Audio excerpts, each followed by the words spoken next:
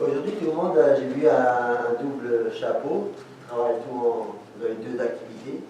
Mais moi, je me suis fait une double fracture tibia péroné, je suis aussi tout en doux.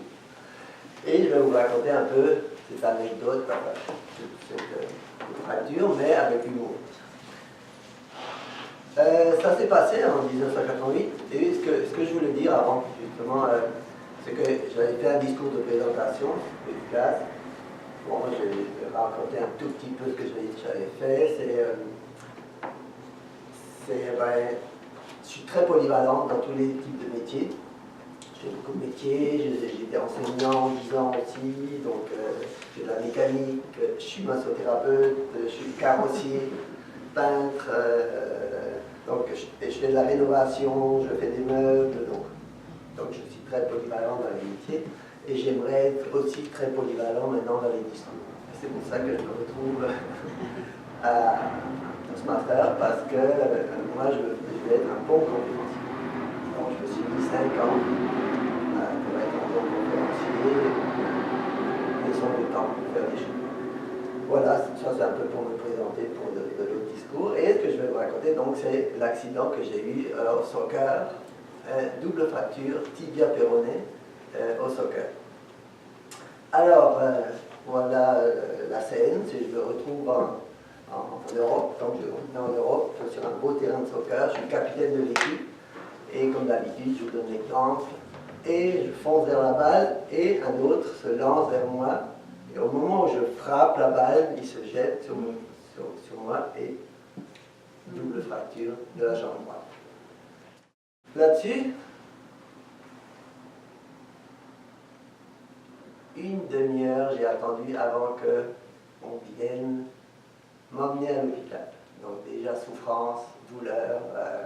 On m'a dit, oh, c'est pas grave, une fracture, ça fait pas mal. Une entorse, ça fait plus mal.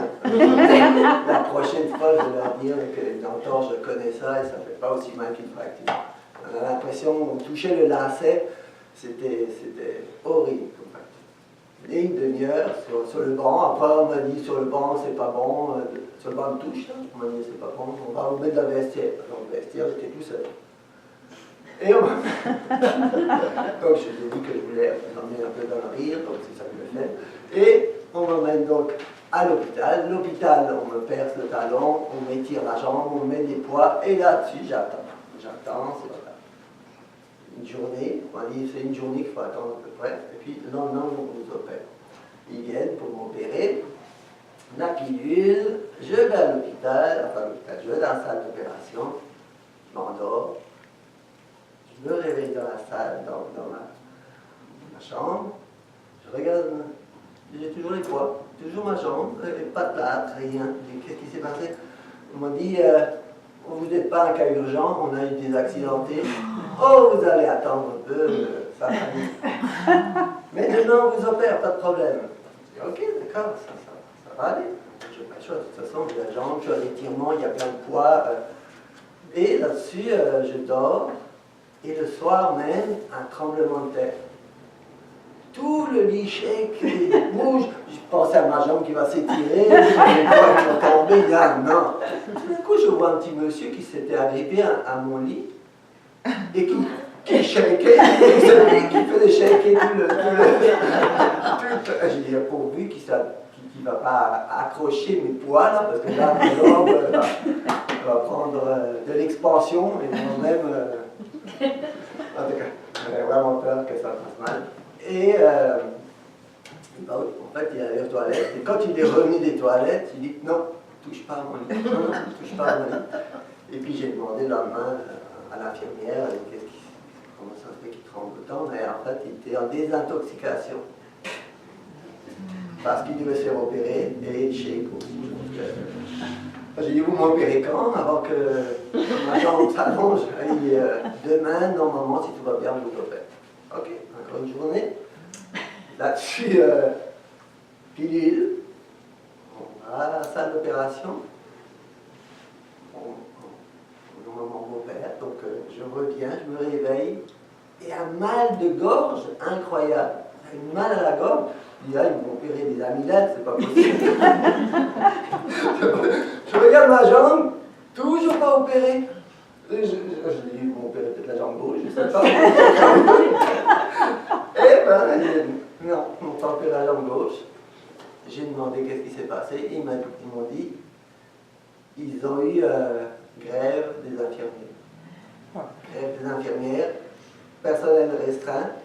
Il y avait des cas urgents. J'étais de nouveau pas un cas urgent, évidemment. J'attends. Alors l'infirmière vient, puis elle me dit,